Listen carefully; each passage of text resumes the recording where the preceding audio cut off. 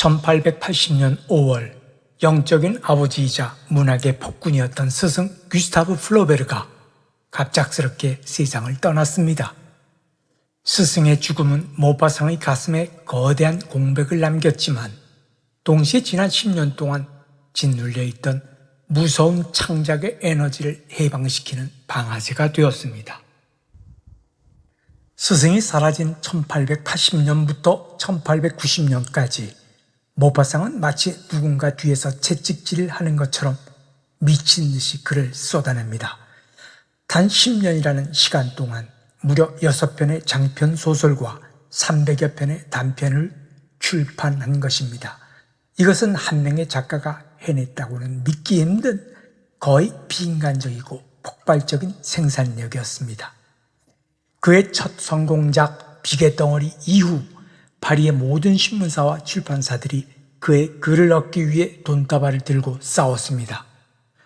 그는 혐오하던 해군성 공무원직을 미련 없이 던져버렸습니다.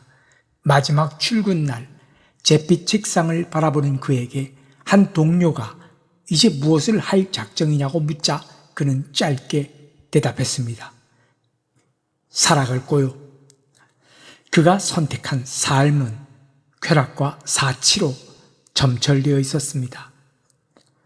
막대한 인세가 쏟아져 들어오자 그는 파리 듈롱거리에 호화로운 아파트를 얻고 맞춤 옷을 입었으며 벨라미라는 이름의 호화 요트를 사들여 지중해를 누볐습니다. 하지만 그의 진짜 사치는 여성들이었습니다. 백작 부인, 당대 최고의 여배우, 세탁부 할 것 없이 수많은 여인들이 이 조각 같은 근육질의 천재 작가에게 몸을 던졌습니다. 하지만 이 화려한 유혹자라는 껍데기 뒤에는 지독히도 차가운 기계가 숨어 있었습니다. 모파상은 결코 어떤 여자에게도 정착하지 않았습니다. 부모의 끔찍했던 불화가 남긴 트라우마 때문에 그는 누군가를 사랑하고 애착을 갖는 것을 질병처럼 두려워했습니다. 그는 소비하고 소유한 뒤 가차없이 다음 여자에게로 넘어갔습니다. 그가 만난 여인 중 가장 독특했던 인물은 양성애자이자 페미니스트였던 지젤 네스독이었습니다. 그녀의 관계는 사랑이라기보단 처절한 격투기에 가까웠습니다. 어느 날 밤 격렬한 다툼 끝에 그녀는 모파상이 방금 쓴 원고를 그의 얼굴에 집어 던지며 소리쳤습니다. 당신은 마치 정육점 주인이 고기를 썰어내듯 여자들에 대해 글을 쓰는구만. 당신은 우리를 하나도 이해하지 못해. 모파상은 바닥에 흩어진 종이들을 차분히 주워 담으며 싸늘하게 대답했습니다. 나는 내가 본 것을 묘사할 뿐이야. 그 진실이 내 마음에 들지 않는다면 그건 내 알 바 아니지. 결국 그녀는 훗날 모파상을 괴물로 묘사한 소설을 출판하며 복수했지만 모파상은 개의치 않았습니다. 그는 유부녀였던 에마뉴엘라 포토카 백작 부인과 미래를 즐기다 남편에게 발각되기도 했습니다. 백작이 보낸 결투의 증인들이 집으로 찾아오자 모파상은 그들에게 꼬냑을 따라주며 이렇게 말했습니다. 신사분들, 당신들의 주인에게 이렇게 전하시오. 나는 아내를 빼앗긴 남편들과는 결투를 하지 않는다고. 파리에는 그런 얼간이들이 너무 많아서 내 시간이 남아나지 않거든. 이 일화는 파리 사교계를 뒤집어 놓았고 그의 오만한 전설을 더욱 부추겼습니다. 그는 문단과 국가의 권위마저 조롱했습니다. 레지옹 도네로 훈장을 주겠다는 국가의 제안에 리번 쭈가리가 내 책을 더 낮게 만들어주진 않는다며 거절했고 최고 권위의 아카데미 프랑세즈 회원 자격 역시 이미 죽은 자들이 자기가 죽은 줄도 모르고 모여있는 시체들의 모임이라며 걷어찼습니다. 1889년 파리 망국 박람회를 위해 에펠탑이 세워졌을 때 그는 이 흉물스러운 철골 구조물을 반대하는 47인의 예술가 서명에 동참했습니다. 그래놓고는 뻔뻔하게도 매일같이 에펠탑 1층의 레스토랑에서 밥을 먹었죠. 한 기자가 그 모순을 지적하자 모파상은 찍 웃으며 답했습니다. 왜냐하면 이곳이 파리 시내에서 저 흉측한 에펠탑이 보이지 않는 유일한 장소이기 때문이요.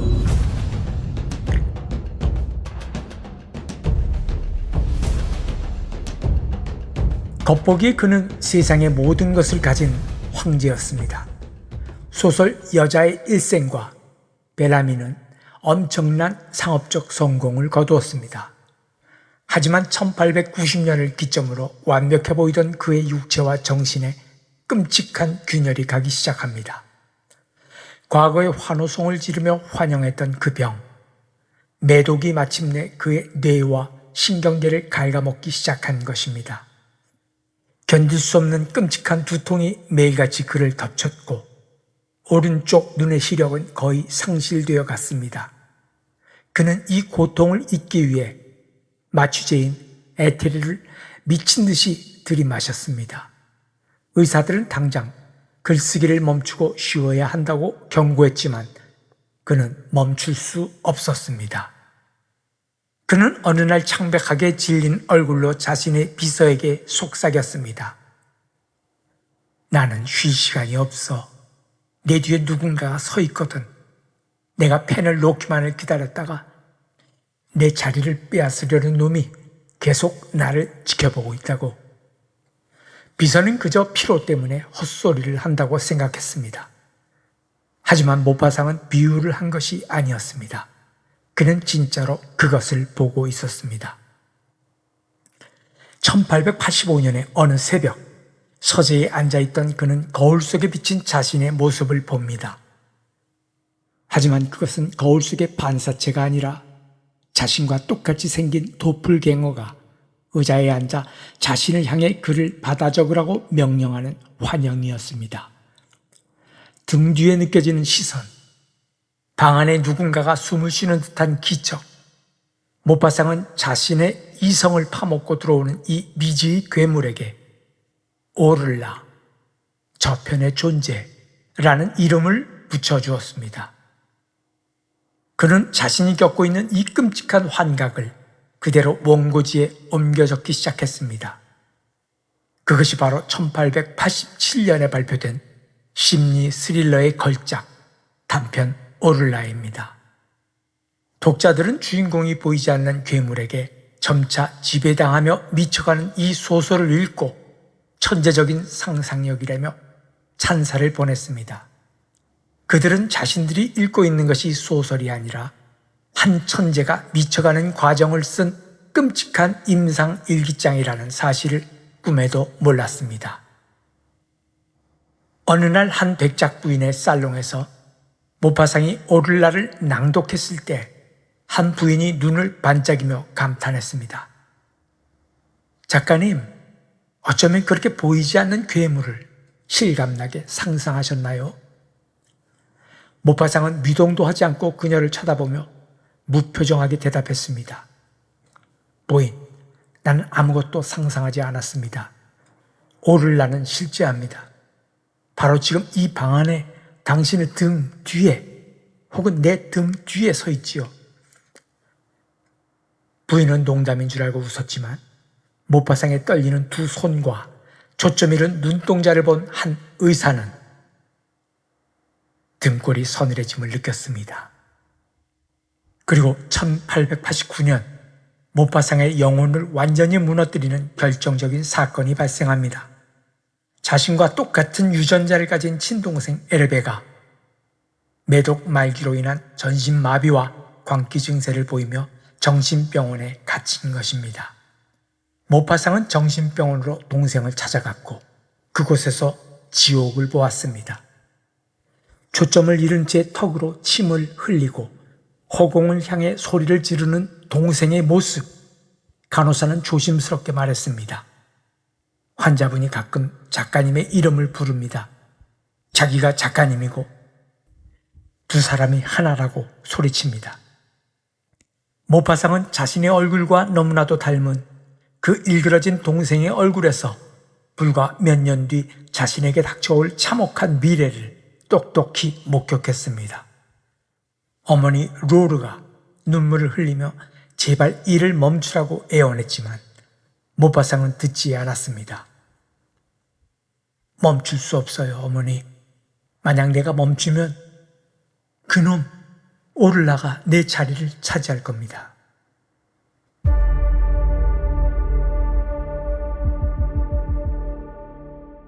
(1890년을) 넘기며 모파상의 육체는 걷잡을 수 없이 무너져 내렸습니다. 그리고 그에게 가장 끔찍한 절망이 찾아옵니다. 남성성의 상징이자 세상을 유혹하던 그의 무기였던 성기능이 완전히 상실된 것입니다. 어느 날 밤 그의 침실에 그를 흠모하던 젊고 아름다운 여인이 찾아왔습니다. 하지만 그의 몸은 아무런 반응도 하지 않았습니다. 극도의 수치심과 분노에 휩싸인 그는 자리에서 벌떡 일어나 꽃병을 박살내고 가구를 집어던지며 짐승처럼 울부짖었습니다. 여인은 공포에 질려 도망쳤고 박살난 방 한가운데 홀로 남은 천재 작가는 헐떡이며 중얼거렸습니다. 나는 죽었다. 내 몸은 숨을 쉬고 있지만 나는 이미 죽어버렸다. 그는 환각과 두통에서 벗어나기 위해 자신의 요트 벨라미호를 타고 바다로 도망쳤습니다. 어느 고요한 밤, 요트의 선원은 갑판에서 섬뜩한 광경을 목격합니다. 달빛 아래 홀로 선 모파상이 허공을 향해 삿대질을 하며 누군가와 격렬하게 말다툼을 하고 있었던 것입니다.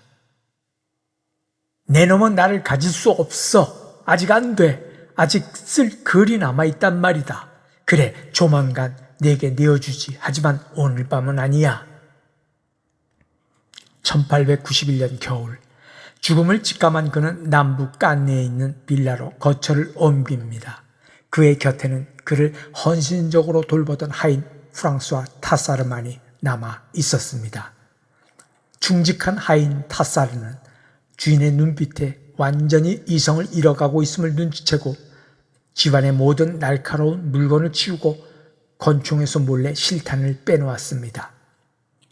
그리고 마침내 1891년 12월 31일에 밤이 찾아왔습니다.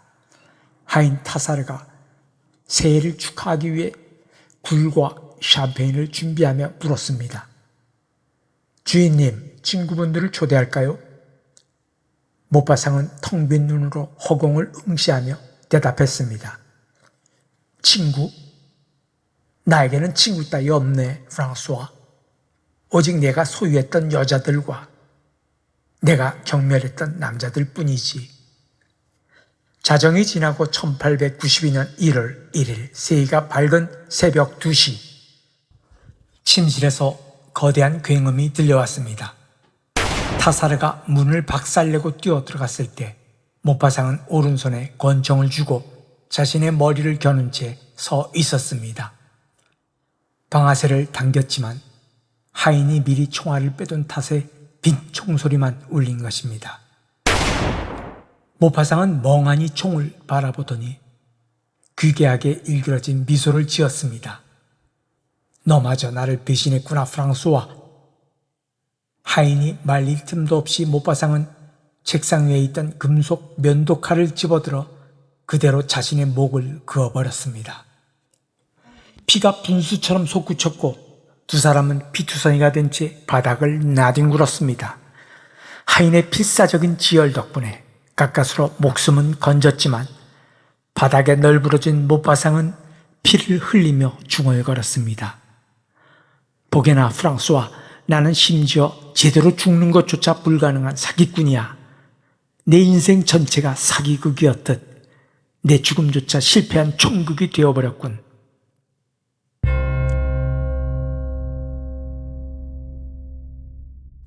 이틀 뒤 모파상은 구속복을 입은 채 파리 근교 파시에 위치한 블랑슈 박사의 정신병원으로 호송되었습니다. 그 옛날 시인 제라르드 네르발이 목을 매달기 전 수감되었던 바로 그 악명 높은 병원이었습니다. 발이 문다는 큰 충격에 빠졌고 그의 절친한 동료였던 에밀 졸라는 일기장에 이렇게 적었습니다.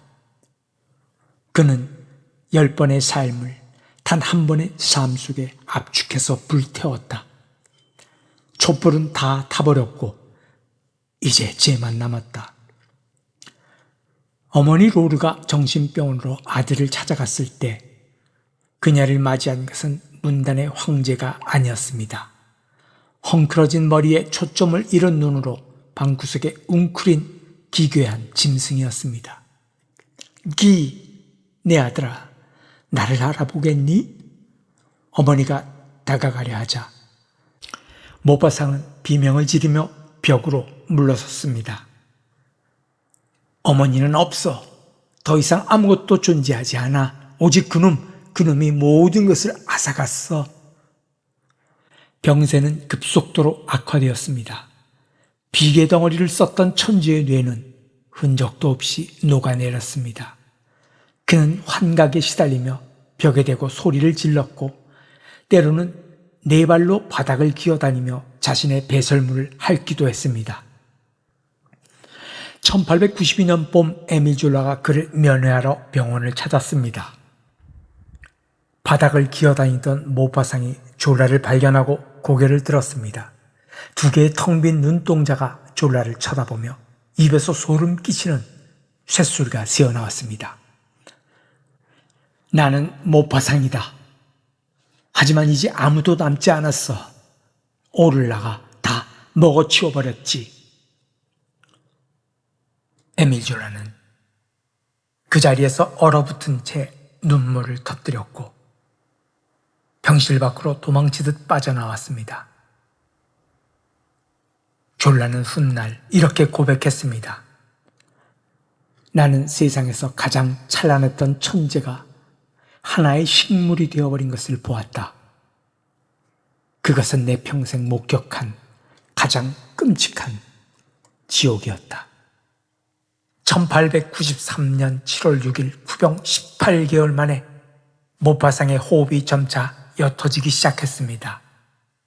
침대 곁에는 평생 아들의 천재성을 지키고자 했던 늙은 어머니 로르가 그의 손을 쥔 채 앉아 있었습니다. 새벽 4시 혼수 상태에 빠져있던 모파상이 천천히 눈을 떴습니다. 초점 없던 눈동자가 아주 잠시 마치 옛날의 명석함을 되찾은 듯 또렷하게 어머니를 향했습니다. 그의 메마른 입술이 달싹였고 거의 들리지 않는 숨소리가 새어나왔습니다. 어둠, 모든 것이 어둠이야. 그것이 마지막이었습니다. 거장의 두 눈이 천천히 감겼습니다. 향년 42세. 기드모파상은 그렇게 세상의 모든 어둠을 끌어안고 숨을 거뒀습니다. 7월 8일 몽파르나스 묘지에서 열린 장례식에는 수많은 인파가 몰려들었습니다. 그를 증오했던 자들도 그를 시기했던 문인들도 모두 고개를 숙였습니다. 에밀 졸라가 눈물을 삼키며 비장한 추도사를 낭독했습니다. 그리고 그 군중들 사이에는 검은 베일을 쓴 수많은 여인들이 서 있었습니다. 백작부인, 양극배우, 세탁부, 재봉사, 모파상이 하룻밤 혹은 일주일을 품고 버렸던 그 수많은 우발적 사랑의 여인들이었습니다. 그녀들은 서로를 흘깃거리며 자신이 유일한 여자가 아니었다는 사실에 놀라면서도 자신들의 잃어버린 젊음과 미치도록 매혹적이었던 한 남자의 죽음 앞에서 일제히 눈물을 훔쳤습니다. 장례식이 끝난 날 밤 하인 타사르는 모파상의 유품을 정리하기 위해 파리 듈렁거리의 빈 아파트로 돌아왔습니다. 어두운 서재에 촛불을 켜고 들어선 순간 타사르는 등골이 오싹해지는 것을 느꼈습니다. 책상 뒤 못바상의 낡은 가죽 의자 위에 코수염을 기른 낯익은 실루엣이 가만히 앉아 허공을 응시하고 있었던 것입니다. 너무나 생생한 주인의 모습에 타사라가 눈을 비비자 환영은 순식간에 사라지고 텅 빈 의자만이 남아 있었습니다. 책상 위에는 백지 한 장이 바람에 나부끼고 있었습니다. 보이지 않는 손이 써내려간 혹은 영원히 쓰이지 않을 그 백지 위로 기묘한 정적이 내려앉았습니다. 모파상은 생전에 단 한 번 아주 또렷한 정신으로 자신의 묘비명과도 같은 비참한 문장을 남긴 적이 있습니다. 나는 세상의 모든 것을 원했고 j'ai désiré tout. 그 어떤 것도 즐기지 못했다. Je n'ai joui de rien. 그는 인간 내면의 가장 끔찍한 진실과 짐승 같은 본성을 가감없이 묘사했습니다. 그는 자신이 쓴 소설의 주인공처럼 거울 속의 환영에 잡아먹혀 파멸했지만 그가 남긴 300편의 단편과 책들은 130년이 지난 지금도 살아서 우리의 귓가에 묻고 있습니다. 우리가 세상에 보여주는 이 점잖은 가면 뒤에 과연 어떤 추악하고 탐욕스러운 두 번째 자아가 숨을 죽인 채 기다리고 있느냐고 말입니다. 오늘 밤 거울을 볼 때 조심하십시오. 모파상의 오를라가 당신의 등 뒤에서 미소 짓고 있을지도 모르니